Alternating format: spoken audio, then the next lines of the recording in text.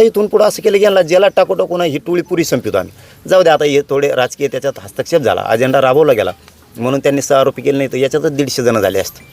पुढच्या काळात यांनी कुणाला त्रास देणं, कट मारणं, गाड्याला आडं उभारणं, प्लॉट हडपिणं, खंडाने मागणं असे काही प्रकार मराठ्यांसंग केले की आमचा मोर्चा तिकडं वळाला ज्यांच्याकडं. म्हणजे ते सुद्धा मध्ये घालतो. आता या टोळ्या ठूत नाहीत, आता आम्ही त्रास देणाऱ्या टोळ्यामध्ये जाणार. उज्ज्वल निकमांची नियुक्ती झाली, मात्र तुम्ही म्हणताय की आता हे संपलं, याच्यात आरोपी होणार नाही. का असे हात टेकले जातात? दादा हात नाही टेकत हो. आपण नाही मोजे त्यांना, ते 2 मंत्री झाले, लोक म्हणले राजीनामा. काय राजीनाम्याने? राजीनामा असले तो मंत्री असला तर काय करू शकत नाही, कारण आमची शक्ती किती आम्हाला माहिती. आता कोचलेच ना, आता राहिलेले बी कोचो. मराठ्याला त्रास दिला की मध्ये जाणार. उज्ज्वल निकम साहेबाची निवड झाली, पण पुरवणी तपासात 6 आरोपी होतीलच का ही पण शंका आहे. पुरवणी अहवाल ज्यावेळेस दिला जाईल, पुरवणी तपास होईल, मला वाटत नाही त्याच्यात 6 आरोपी होतील म्हणून. कारण तुम्ही देशमुख कुटुंबाचं असं म्हणणं होतं की उज्ज्वल निकम साहेबाची निवड यासाठी करायची आहे की चार्जशीटमध्ये फोडाफोडी होऊ नये, अफरातफरी होऊ नये, चार्जशीटवर लक्ष ठेवण्यासाठी वकील पाहिजे तर म्हणून ती निवड झाली होती. आणि देशमुखांनी सांगितलं होतं की धनंजय देशमुखांना की आणखीन 2 महिने चार्जशीट दाखलच होणार नाही आणखी, आणि त्यांची निवड झाली आणि दुसऱ्या दिवशी दाखल झालं.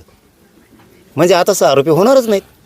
याचा अर्थ जो कोण बडा नेता आहे तो सुद्धा याचा आरोपी होणार होता, कारण त्यांनी मदत केल्याशिवाय ह्या गोष्टी होऊ शकत नाहीत.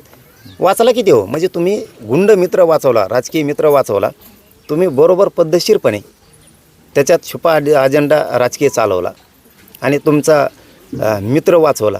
पण तुमच्या पक्षाचा असणारा एक प्रामाणिक सरपंच जो भूत त्या केंद्रावरती होता, इमानदारीनं काम केलं, त्याला न्याय देऊ शकत नाहीत तुम्ही. एक गुंड मंत्री वाचवायचा, गुंडाची टोळी वाचवायची. संतोष भैयाचं उघड्यावर पडलेलं कुटुंब, आज त्या लेकीला ना शाळेत जाता येते, ना त्या लेकराला कुठं हटता येते, ना त्या आईबापाला सोन्यासारखं लेकरू गेलं, काळीच कापल्यासारखा विषय झाला त्यांचा. त्यांना न्याय द्यायचं सोडून ते भलतीकडंच नेलं मॅटर. पण ते लोकांच्या लक्षात येतं. सरकारचे प्रतिनिधींनी हे पद्धतशीरपणानं त्यांचे राजकीय गुंडमित्र वाचवले, टोळी पण वाचवली, हे लोकांच्या लक्षात 100% येतं आहे. पण जाऊ द्या, बघूयात पुरवणी तपासात बी काही 6 आरोपी होतेत का, आशा ठेवून राहू. पण नाही झाले तर पुढच्या काळात त्रास देणारी टोळी अशीच मध्ये जाणार. मोहीम आता तिकडे आहे, मोर्चा आमचा तिकडे वळणार आहे आता. ओके.